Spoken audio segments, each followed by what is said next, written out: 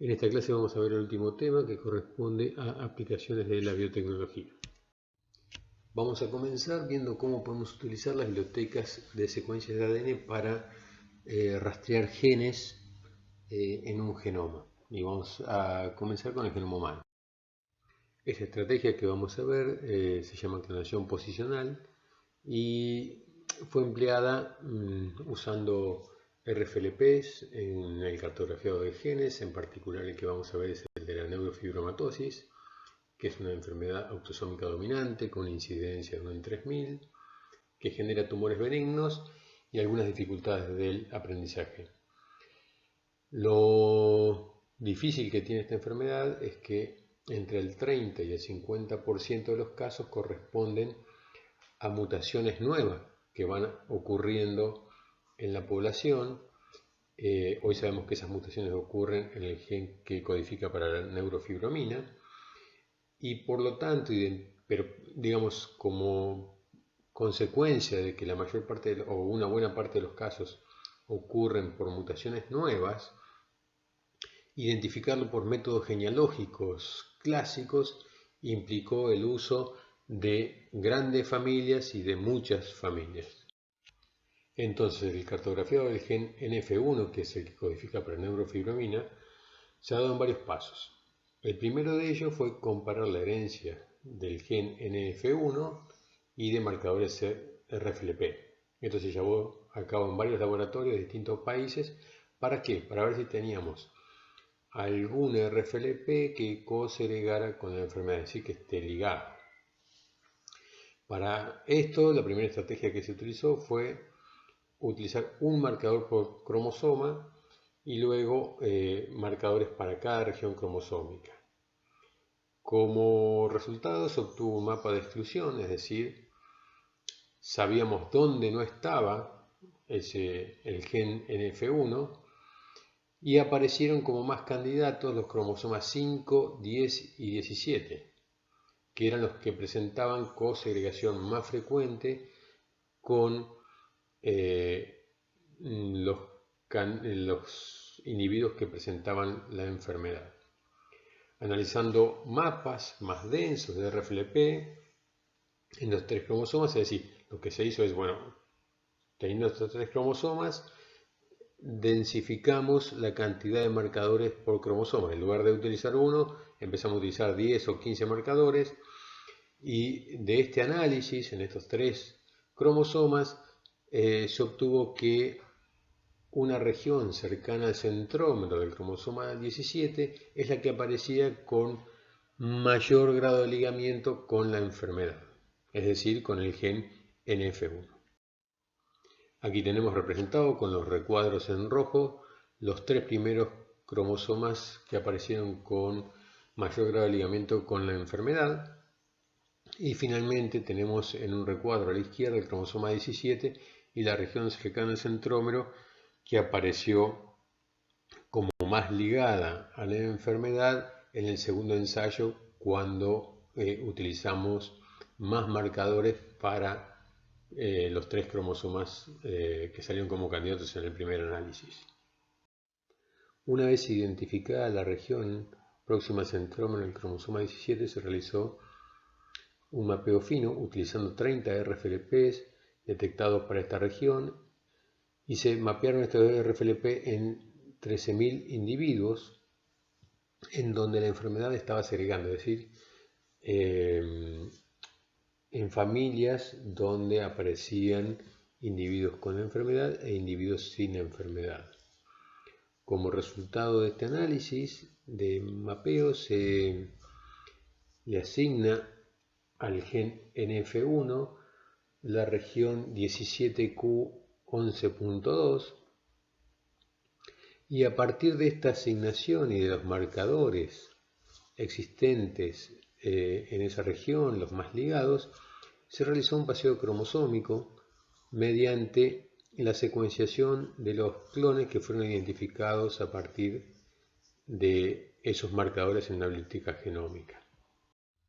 En esta caminata van a aparecer un montón de secuencias Y la pregunta es, ¿cómo me doy cuenta que estoy frente a un gen? Y básicamente es por la presencia de islas CPG que pueden ser asimilables a promotores, la presencia de marco abierto de lectura y las demás regiones reguladoras adyacentes a los genes, por lo menos eucarióticos. Una vez que tengo un marco abierto de lectura, me va a interesar saber si ese gen al que llegué es el gen que estoy buscando. Y entonces una de las formas de validar eso es comprobar si ese gen en los diferentes individuos presenta variaciones y si esas variaciones en ese gen consistentemente corresponden con individuos enfermos comparados contra los que no tienen, los genes que no tienen variaciones y los podemos asignar a individuos sanos. Si esto es así, es decir, si el gen al que llegué por caminata cromosómica consistentemente presenta variaciones más o menos conservadas en los individuos enfermos, mientras que no la presentan en los individuos sanos, este gen que en un principio era candidato se transforma en muy candidato y prácticamente no me quedan dudas de que ese es el gen que me está determinando la enfermedad. Una vez que determino que es el gen que me causa la enfermedad, ahí puedo realizar la caracterización fina y lo que se hizo en este gen se determinó que tiene unos 130 kilobases, que presenta 11 exones y que codifica para una proteína de 2485 aminoácidos. A la secuencia aminoácidica más probable deducida de la secuencia de nucleótidos se la comparó con una base de datos de proteínas, existen varias bases públicas, y se determinó que la proteína que codifica este gen corresponde a una proteína de las vías de transducción de señales y se la llamó neurofibromina, que interviene básicamente en la transducción de señales y en la regulación del crecimiento celular. Para llegar a esta información, sin ninguna información previa, se tardó alrededor de 3 años. Obviamente que hoy estos plazos se han cortado mucho porque ya tenemos la secuencia del genoma conocidos y tenemos mucho más conocimientos de proteómica y metabolómica, por lo cual la búsqueda de genes y la asignación de funciones es muchísimo más rápida. Una de las claves en todos estos procesos consiste en la identificación de genes candidatos, y esto se puede realizar a partir de información básica sobre la base molecular de la afección o sobre la función probable del producto defectuoso, es decir, si es una proteína estructural, una enzima, una proteína de transporte o de transducción de señales. También se puede generar información a partir del rastreo en bases de datos, en mapas de ligamiento, a partir de análisis citogenéticos y también de la identificación de genes que codifican para proteínas similares en otros organismos. Vamos a analizar otro caso, que es el síndrome Marfan, que es una enfermedad autosómica recesiva que afecta al tejido conjuntivo y con una frecuencia de 1 en 10.000. El fenotipo es talla elevada, extremidades largas, con los dedos muy largos, y a este fenómeno se le llama aracnodactilia, hipotonía muscular, insuficiencia de válvulas cardíacas y en general presenta degeneración de la túnica media de las grandes arterias. Por esta razón, la búsqueda se centró en genes que codificaran para proteínas estructurales del tejido conjuntivo, dentro de las cuales la fibrilina era una de las candidatas porque está dentro de los tejidos elásticos. Por otro lado, teníamos alguna evidencia por mapeo físico de que el gen de la fibrilina estaba en el cromosoma 15. Aquí tenemos una foto de una metafase humana Y con amarillo tenemos la detección por hibridación in situ fluorescente del locus para el gen de la fibrilina en el cromosoma 15. La tinción en rojos es de yoduro de propío para darle contraste a los cromosomas. Por otra parte, haciendo un mapeo genético, utilizando unos pocos ARFLP por cromosoma, en familias numerosas, multigeneracionales, que estaban segregando para el síndrome de Marfan, se identificó un marcador ligado en el cromosoma 15. Por lo tanto, sumando los datos de citogenética más los datos de mapeo genético, el gen de la fibrilina se convirtió en un candidato muy fuerte. El paso siguiente fue identificar, clonar y secuenciar. Para esto, el rastreo o la caminata cromosómica fue bastante más sencillo porque ya teníamos una posición física en el cromosoma bastante clara, por lo tanto se utilizaron marcadores, muchos marcadores para esa región y se pudo identificar un marcador altamente ligado al gen de la fibrilina en un tiempo bastante corto. A partir de ese marcador altamente ligado se realizó una caminata cromosómica utilizando los marcadores altamente ligados como sonda para rastrear en las bibliotecas genómicas y avanzando hacia 3 y hacia 5' hasta encontrar marco abierto de lecturas con regiones reguladoras y una vez que tenía las secuencias, compararlos con las secuencias de genes conocidos y ver si estaba ante el gen de la fibrilina. Una vez que estaba sobre ese gen, el gen de la fibrilina, nos quedaba tratar de identificar si era realmente el gen de la fibrilina el que me estaba determinando el síndrome de Marfan. Y para esto se analizaron los genes de diferentes individuos, afectados y no afectados, y lo que se vio es que los individuos afectados poseían una variante consistente, diferente del resto de los individuos sanos. Por lo tanto, el gen de la fibrilina se quedó identificado como el gen que me determina el síndrome de Marfan cuando está mutado. Teniendo la información de las secuencias de los alelos normales y de los alelos mutantes, por lo menos los más esperados, que causan la enfermedad, podemos diseñar técnicas de diagnóstico que nos permitan genotipificar rápidamente a los individuos. Y entre estas técnicas de diagnóstico, una de las más utilizadas es el diagnóstico por oligonucleótidos específicos de alelos, cuyo acrónimo es ASO.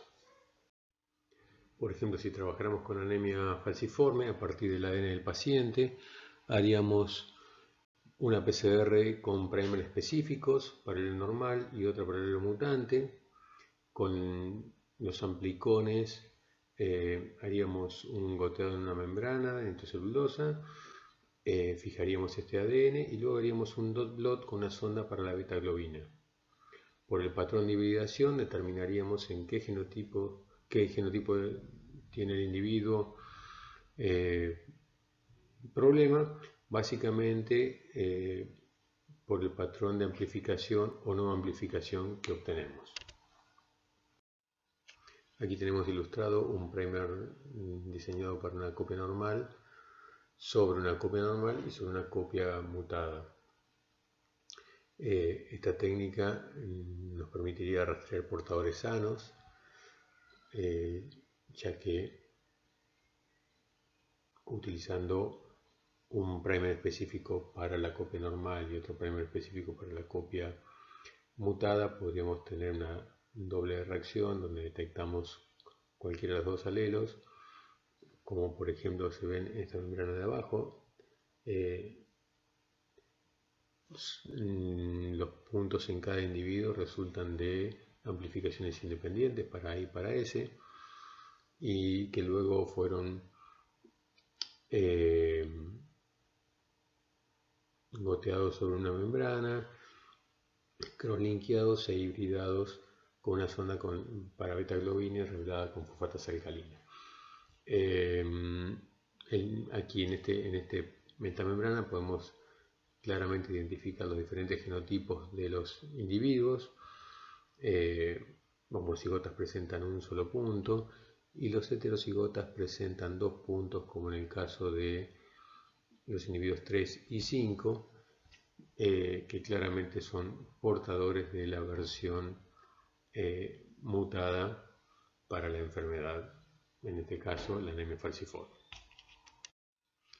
Veamos otro caso, como es el de la fibrosis quística, con una incidencia de 1 en 2000, que es una enfermedad autosómica recesiva también, que afecta a los canales de cloro y básicamente cambia la conductancia transmembrana en glándulas endócrinas y sudoríparas. Se diagnostica por análisis del sudor, que presenta una concentración de sodio y cloro muy elevada, por el moco del epitelio respiratorio, que es excesivamente espeso y dificulta la ventilación y el intercambio gaseoso, y básicamente es una enfermedad obstructiva crónica que causa deficiencia respiratoria y cardíaca. Y si no se trata, la muerte se da alrededor de los 20 años. La causa de este trastorno se debe básicamente a mutaciones, hay unas 400 distintas conocidas, en el gen CFTR, que estas letras vienen de el nombre regulador transmembrana de la fibrosis cística.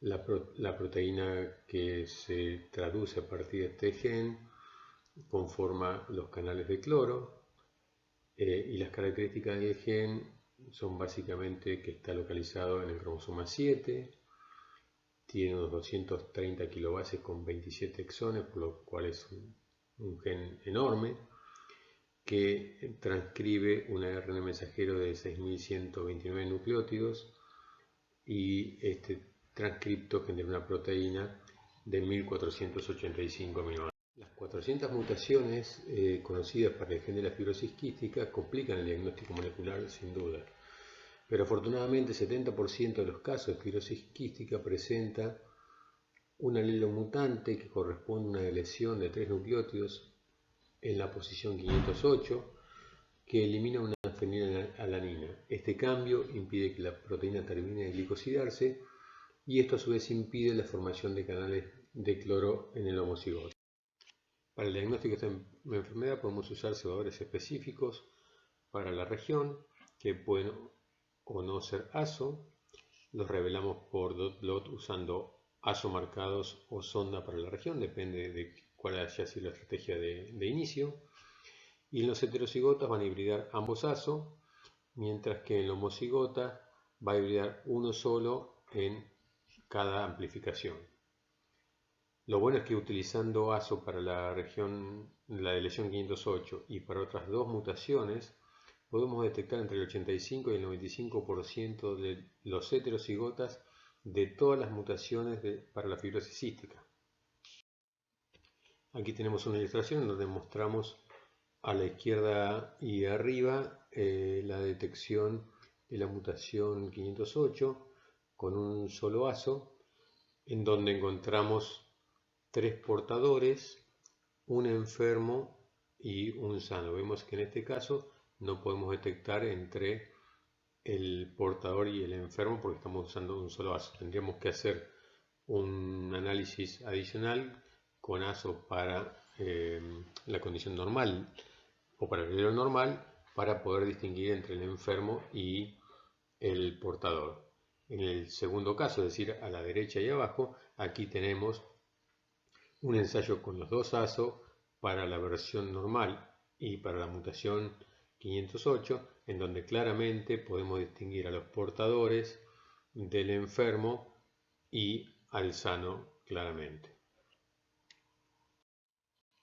Vamos a ver brevemente ahora cómo podemos hacer diagnósticos moleculares en ovocitos y blastocitos, sobre todo cuando estamos tratando con padres portadores y quieren saber qué gametas van a aportar a sus descendientes. Este tipo de diagnóstico normalmente va acompañado de fertilización asistida, en donde rescatamos las gametas masculinas y femeninas, se induce la fertilización in vitro y luego realizamos el implante de los embriones en los primeros estadios del desarrollo. Vamos a ver entonces cómo podemos investigar qué alelos lleva el óvulo de la futura madre y ver si podemos utilizar ese óvulo para fertilización in vitro. Para esto debemos recordar que en los humanos todas las ovogoñas están formadas hacia el 7º mes de gestación y estas entran en meiosis 1, convirtiéndose en ovocitos primarios en los primeros meses de vida de las mujeres, y atraviesan la profase 1 de la meiosis hasta la fase de diploteno y luego entran en un estado llamado dictioteno, en donde la meiosis se detiene. Recién cuando se produce la maduración sexual, la meiosis se restablece en algunos ovocitos primarios en cada ciclo menstrual, y entre 24 y 48 horas antes de la ovulación, cuando se produce el pico de la hormona luteinizante, se induce la terminación de la meiosis 1 y la división asimétrica del citoplasma para generar el primer cuerpo polar y lo que sería el ovocito secundario. Es en este momento en donde los cromosomas homólogos se han separado, es decir, un cromosoma homólogo del par ha ido al cuerpo polar y el otro al futuro óvulo. Y es en este momento donde podemos aprovechar para investigar qué carga alélica tiene ese óvulo. Debemos recordar que la meiosis va a quedar detenida en metafase 2 hasta que se produzca la fertilización. Si no hay fertilización, ese óvulo se muere en metafase 2. Para analizar la carga alélica del óvulo, lo que podemos hacer en estos casos es extraer el cuerpo polar y analizar qué alelo tiene este cuerpo polar. Recordemos que la separación de los homólogos se da en la primera división y este cuerpo polar tiene un set de cromosomas homólogos y el óvulo tiene el otro set. Es decir, que si nosotros hiciéramos una PCR y detectáramos el alelo mutado en el cuerpo polar, el óvulo va a tener el alelo normal. Y viceversa, si el cuerpo polar tiene el alelo normal, el óvulo tiene el alelo mutado. La extracción del cuerpo polar se realiza in vitro y lo que se realiza es una fijación del óvulo con una pipeta, como está indicada en la figura en la parte izquierda del óvulo, y con una micropipeta atravieso la corona pelúcida y extraigo el cuerpo polar. Ese cuerpo polar luego va a una PCR para el diagnóstico alélico. El mismo tipo de análisis lo puedo realizar en embriones en desarrollo temprano, y aquí puedo detectar alelos mutados provenientes tanto de la madre como del padre. Para esto, luego de hacer la fertilización in vitro, puedo separar 1 o 2 blastómeros del embrión de 8 células sin dañarlo. Aquí en la foto vemos el embrión de 8 células fijado con una pipeta en la parte izquierda, y en la parte derecha vemos una célula dentro de una micropipeta. Estas células extraídas se analizan por PCR y puedo, a través de este análisis, determinar el genotipo que presenta el embrión. Ahora vamos a ver algunos ejemplos de cómo podemos utilizar las técnicas de ADN recombinante para generar algunos productos biotecnológicos. Por ejemplo, producción de proteínas en huéspedes alóctonos. Vamos a ver el caso de la insulina. Nosotros sabemos que la preproinsulina es sintetizada por un gen que se traduce para generar un polipéptido que es cortado en dos para generar cadenas A y B de la insulina madura, y estas cadenas luego se vuelven a unir por disulfuro para generar insulina activa. La primera estrategia que se utilizó para la construcción de organismos productores de insulina consistió en sintetizar químicamente las secuencias de las cadenas A y B, la cadena A de 63 nucleótidos, que codifica para 21 aminoácidos, y la cadena B de 90 nucleótidos, que codifica para una cadena de aminoácidos de 30 aminoácidos. Cada oligo de ADN se insertó en un plásmido de expresión en el polilinkar del gen laxeta. Estos plásmidos ligados se transfirieron a Escherichia coli, y los huéspedes que incorporaron plásmido con el inserto de las cadenas A y B, diferentes bacterias, ¿no es cierto? Cada vez que expresaban el gen laxeta, también se expresaba el oligo de la cadena inserta, la A o la B. Lo que se obtenía era un polipéptido de fusión formado por la beta-galactosidasa y el polipéptido de la cadena A o B. Posteriormente se utilizó el gen de la insulina humana para generar el plásmido recombinante, y con este transformará las bacterias que producirán finalmente la proteína de fusión, de donde se pueden aislar las cadenas A y B de la insulina. Ahora, ¿cómo se manipuló para liberar las cadenas A y B intactas de este polipéptido de fusión y generar insulina activa? Aquí dijimos que cada vez que se expresaba el gen de la beta-galactosidasa se sintetizaba también una cadena A o B de insulina, pero se expresaban como proteínas de fusión, es decir, la mitad o una porción de la proteína era de la beta-galactosidasa y una porción era de la cadena A o B de la insulina. Esta tecnología se ha empleado ampliamente desde finales de los años 80 para producir diferentes proteínas, y entre las primeras que se han difundido fueron proteínas indicadas en el tratamiento terapéutico de la hemofilia A, de la hemofilia B, del infarto de miocardio, y hasta terapias con proteínas anticoagulantes. Ahora bien, la utilización de huéspedes bacterianos no siempre lleva a la producción de proteínas activas, y esto es principalmente porque no son modificadas posttraduccionalmente de forma adecuada, principalmente en su parte de glicosilación o fosforilación. Y esto es debido porque en el citoplasma de las bacterias estas proteínas no pasan por un retículo endoplasmático y un complejo de Golgi donde suceden estos mecanismos. Por lo tanto, en muchos casos se ha tenido que optar por modelos eucarióticos para la síntesis de proteínas funcionales. Uno de los primeros casos exitosos de expresión de genes humanos en huéspedes de mamíferos fue el de la alfa-antitripsina, cuya deficiencia causa efisema. Para conseguir la expresión de alfa-antitripsina en glándulas mamarias de oveja, se siguió la siguiente estrategia. Primero se construyó un cassette o una construcción, digamos, con el gen de interés, el de la alfa-antitripsina, unido a un promotor que debe ser de expresión específica en el tejido que a mí me interesa, en este caso glándulas mamarias. Entonces se usó el promotor de la beta-lactoglobulina de oveja.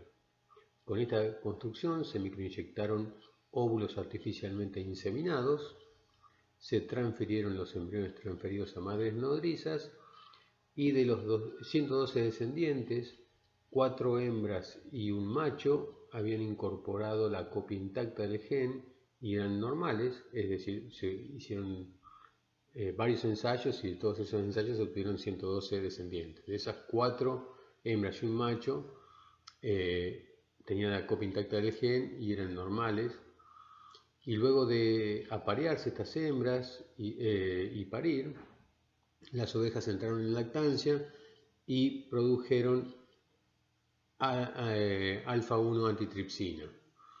Y en promedio la producción en esta oveja que se llamó Tracy fue de 35 gramos por litro de leche. En la década del 2000, una de las empresas biotecnológicas de Argentina, como es Biociduos, desarrolla la tecnología como para expresar genes humanos en leche bovina, y entre ellos el gen de la insulina. Para este desarrollo se usó la misma estrategia que para la alfa-antitripsina. Se utilizó un promotor de la beta-lactoglobulina y al que se le añadió el precursor de la insulina humana. Además se le hicieron algunas modificaciones para que el precursor de la insulina humana no sea funcional en vacunos, pero sí se pueda tener la proteína activa en humanos.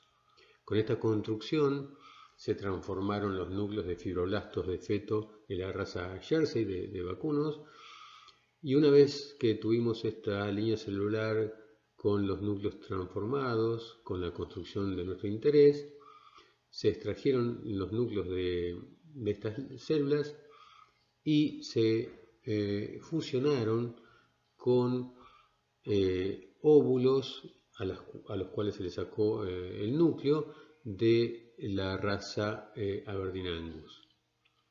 Este óvulo empezó su desarrollo embrionario y estos embriones fueron transferidos a vacas nodrizas de la raza Aberdeen Angus.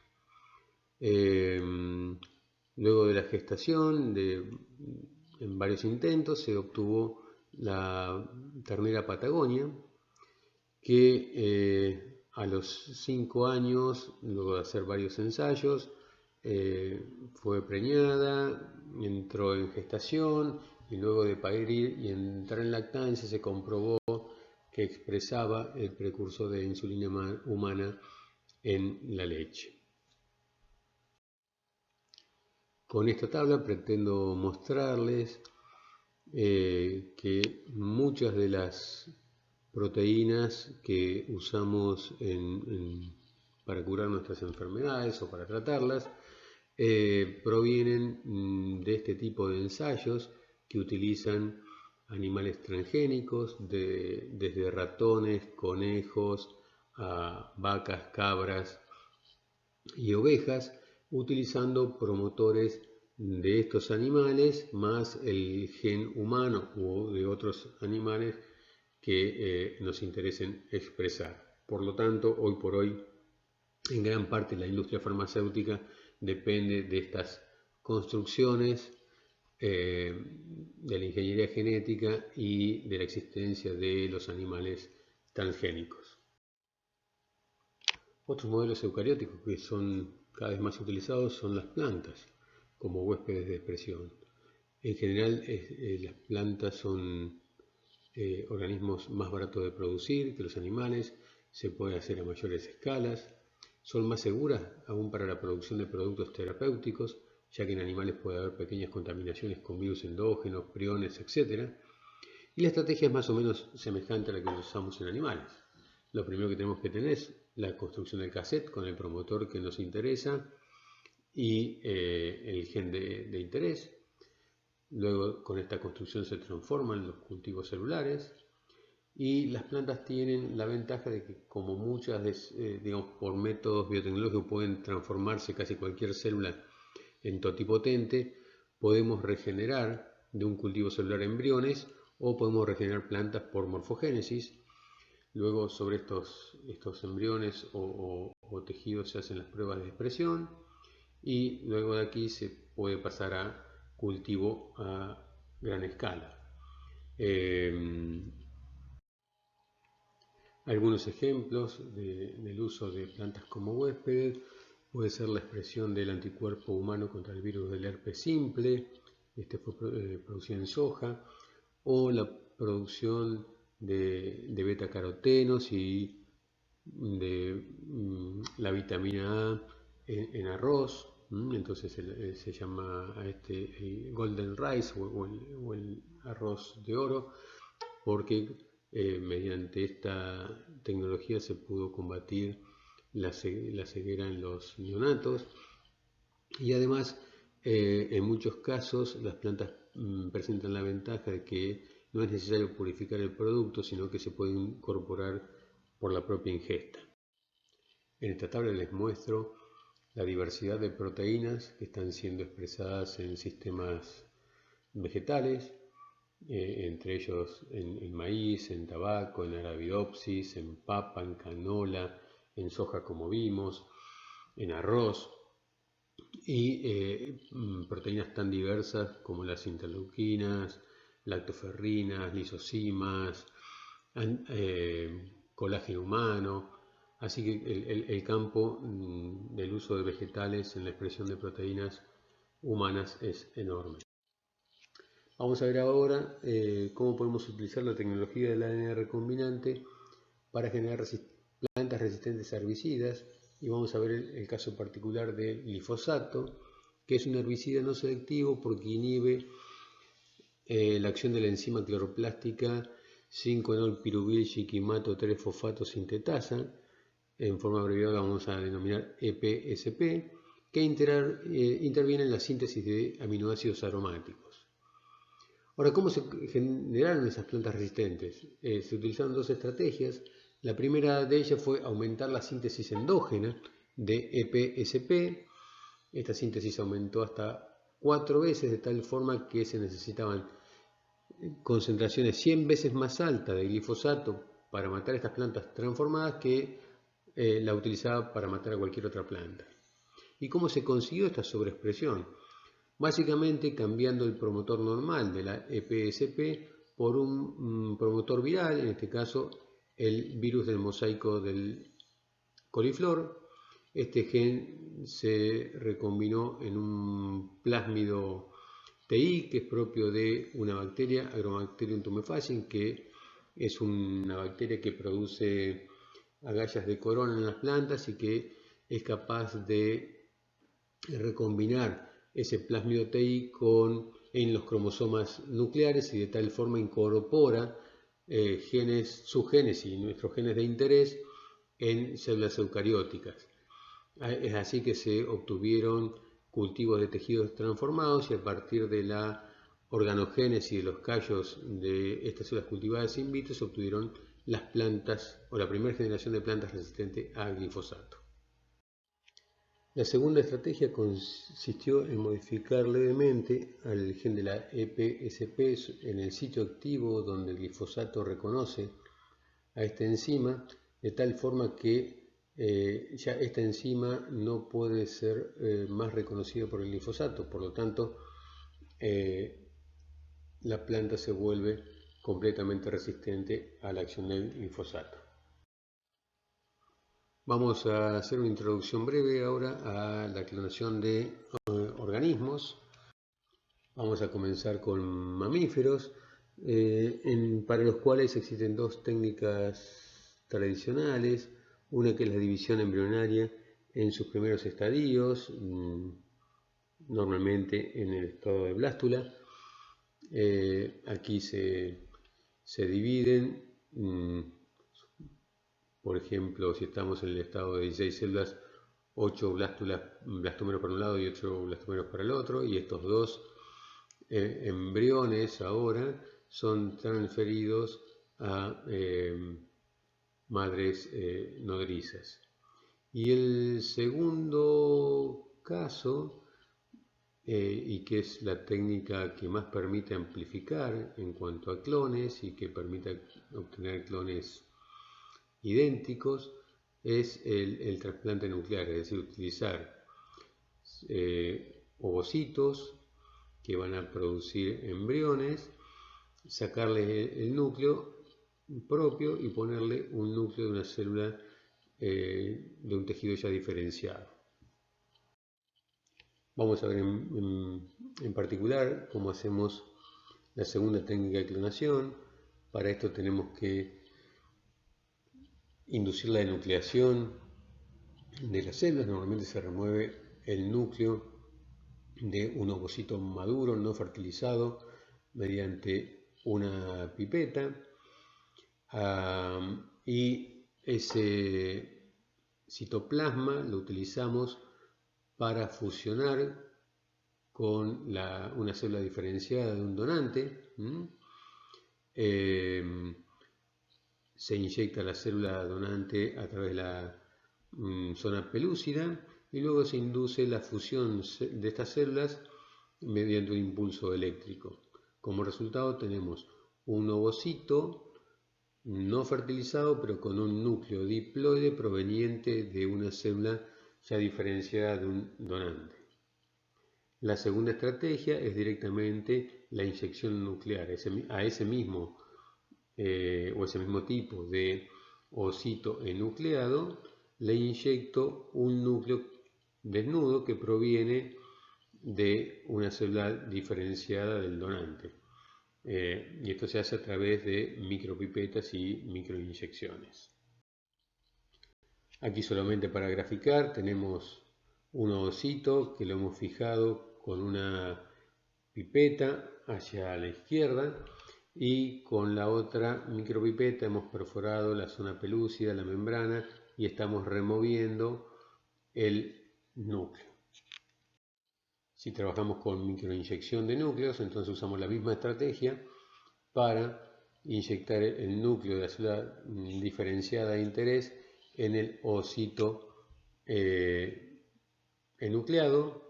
Una vez que ingresó este núcleo diferenciado, se va a comenzar a desdiferenciar a tal punto que va a comenzar a dividirse y en el mejor de los casos va a comenzar a diferenciarse en un embrión normal.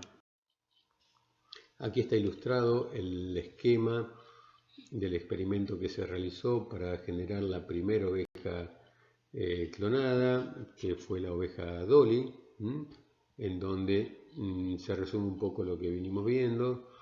Se tiene un ovocito de una oveja. A este ovocito se le remueve el núcleo y se le incorpora un núcleo de una célula diferenciada, en este caso por electroshock, a ese ovocito electrofusionado con una célula diferenciada. Se lo cultiva in vitro hasta que comienza sus primeras divisiones y llega al estado de blástula, y una vez que está en estado de blástula se lo transfiere a la oveja nodriza, normalmente que es quien aportó el óvulo, y luego de los meses propios de gestación se obtiene la ovejita clonada que fue apodada Dolly. Todos estos mecanismos de clonación a partir de núcleos diferenciados requieren de una reprogramación genética.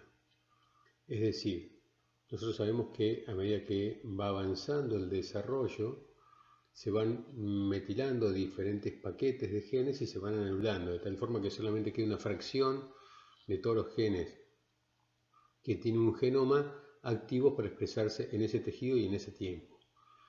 Cuando queremos desarrollar un nuevo organismo a partir de una célula diferenciada, hay que demetilar a todos esos genes que se fueron metilando durante el desarrollo para que esa célula se vuelva totipotente y luego se pueda diferenciar en los diferentes tipos de células y dar origen a los diferentes tipos de tejidos y en última instancia desarrollar un nuevo organismo.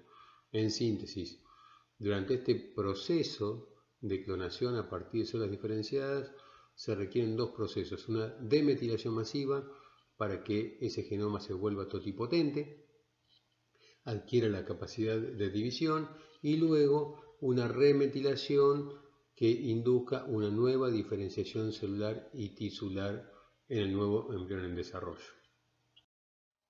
Ahora bien, experimentalmente se ha comprobado que el reprogramado a partir de una célula de un núcleo diferenciado en un óvulo enucleado nunca ocurre con el mismo éxito que en la fertilización natural. Y de hecho, la tasa de supervivencia al nacimiento es muchísimo menor que en un proceso de fertilización natural. Se estima que el 5% de todas las fertilizaciones artificiales en clonado nuclear sobrevive, lo que es mucho más bajo que la fertilización natural. En esta tabla se muestra cronológicamente una serie de experimentos de clonación exitosos, los primeros derivados de núcleos de embriones, y recién en 1996, luego de una década de ensayos con células embrionarias, aparece la primera oveja clonada a partir de células de un organismo adulto, completamente diferenciado. Y por eso es que este fue un hecho trascendental en la clonación de animales, y por eso es que es muy conocida la oveja Dolly. Y otro hecho trascendental fue la clonación del mono rhesus por división de células embrionarias en 1999. Y ya a partir de la década del 2000, las clonaciones a partir de núcleos de células adultas se vuelven casi rutinarios. Es así que se han clonado conejos, cabras, cerdos, vacas y un montón de otros animales. Aquí nos detenemos un poquito en el caso de Dolly, que fue nacida en 1996 en Escocia y fue el primer mamífero clonado a partir de núcleos de células diferenciadas, como ya dijimos. Y no es que se obtuvo de primera mano, sino que se obtuvo después de 277 intentos. Y otra particularidad es que Dolly murió en el año 2001, solamente con 5 años de edad, cuando las ovejas mueren unos 12 años. Y esta es una particularidad de muchos de los clones obtenidos a partir de núcleos diferenciados. En esta tabla se muestra la tasa de éxito en la clonación de mamíferos y vemos que en general es muy baja independientemente de la especie que utilicemos. Por lo general no se supera el 5% de efectividad en la obtención de descendientes con respecto al número de ovocitos utilizados. Y además otra particularidad, como ya dijimos en Dolly, muchos mueren tempranamente. Muchos de los embriones clonados, como se ve en esta gráfica, mueren tempranamente y muy cerca del día de la implantación, es decir, a los 5 días ya la tasa de muerte de estos embriones implantados es muy alta y solamente un pequeño porcentaje sobrevive. Por lo tanto, todavía las técnicas de clonación son altamente ineficientes, por lo menos en mamíferos. Pero además, los clones nacidos son propensos a presentar numerosos defectos.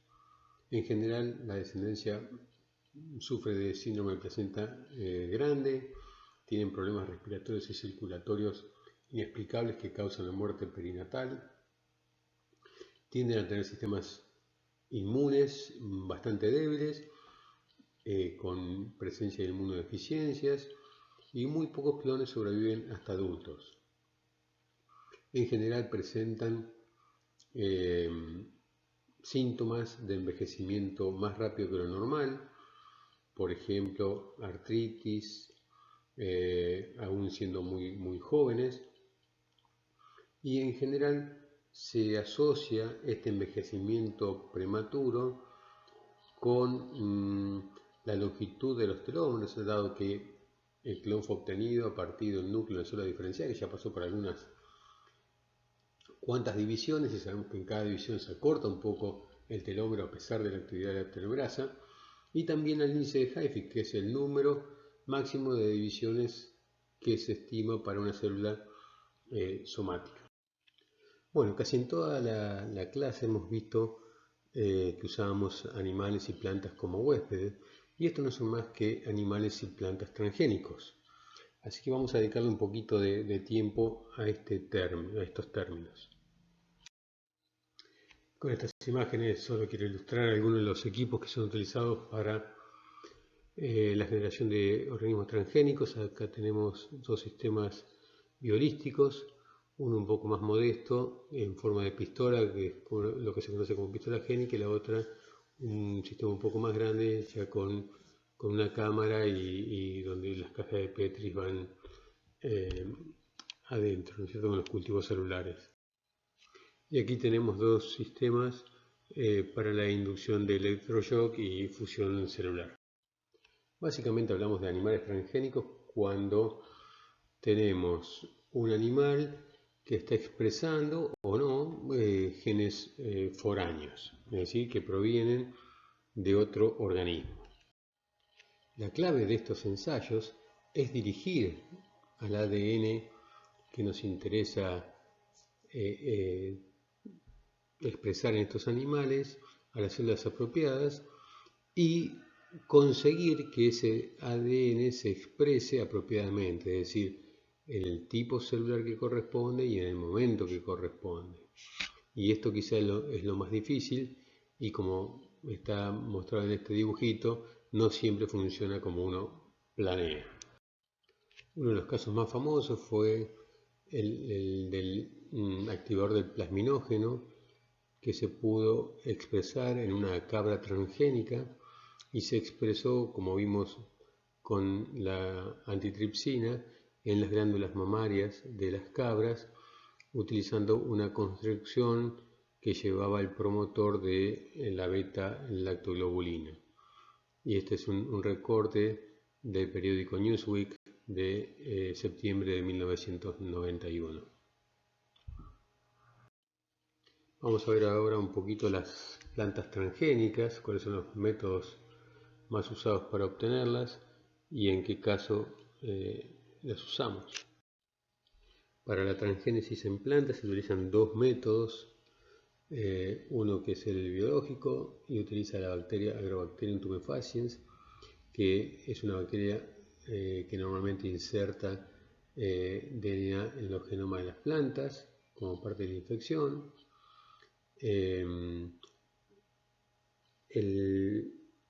vector de esta bacteria que se utiliza se conoce como el tDNA y se lo utiliza una vez que se le han removido los genes que provocan la enfermedad, y es un sistema que se usa principalmente para plantas dicotiledóneas. El otro método que se utiliza es la transferencia directa de genes a través de una pistola genética o Shingan, y este método se utiliza para monocotiledóneas, es decir, las gramíneas en general y todas las que tengan un solo cotiledón en las semillas. En general este método es bastante menos eficiente que el Agrobacterium. Aquí tenemos una ilustración del vector tDNA de Agrobacterium tumefaciens para transformación en plantas. En la parte inferior de este vector tenemos los genes para el crecimiento de la Escherichia coli y también un sector de genes que le permiten crecer en Agrobacterium tumefaciens. Y entre los segmentos verdes en la parte superior del vector vamos a ver que tenemos el borde izquierdo y el borde derecho, y desde el borde izquierdo al borde derecho vamos a encontrar un marcador para herbicida un marcador de selección con un gen de herbicida o resistencia a antibiótico, un promotor de plantas, el polylinker en donde se va a insertar el gen de nuestro interés. Luego tenemos un gen reportero que puede ser la proteína verde fluorescente. Luego tenemos un terminador específico de plantas y llegamos al borde derecho.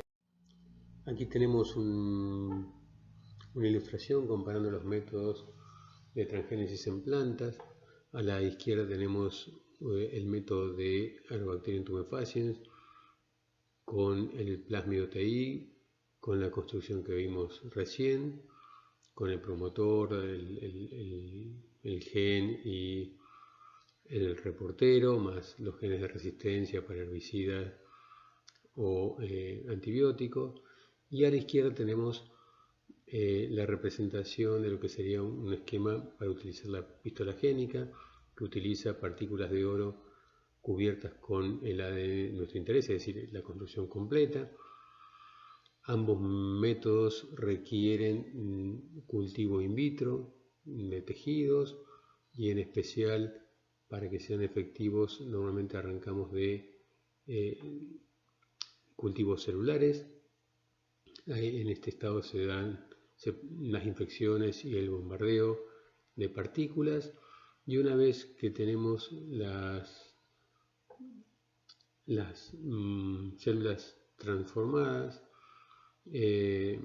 inducimos el desarrollo de callos, y dependiendo de la proporción de hormonas que utilicemos y de la planta que estemos hablando, vamos a recuperar plantas transgénicas por medio de organogénesis o embriogénesis somática.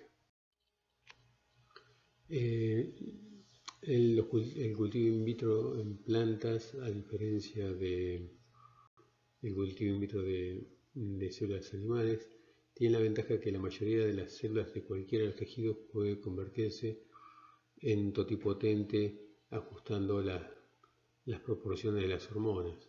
Una vez que desdiferencié las células de los tejidos diferenciados de los vegetales, normalmente se producen callos, y esos callos son los que se someten a selección una vez que han sido tratados con la Bacterium tumefaciens o con la pistola génica.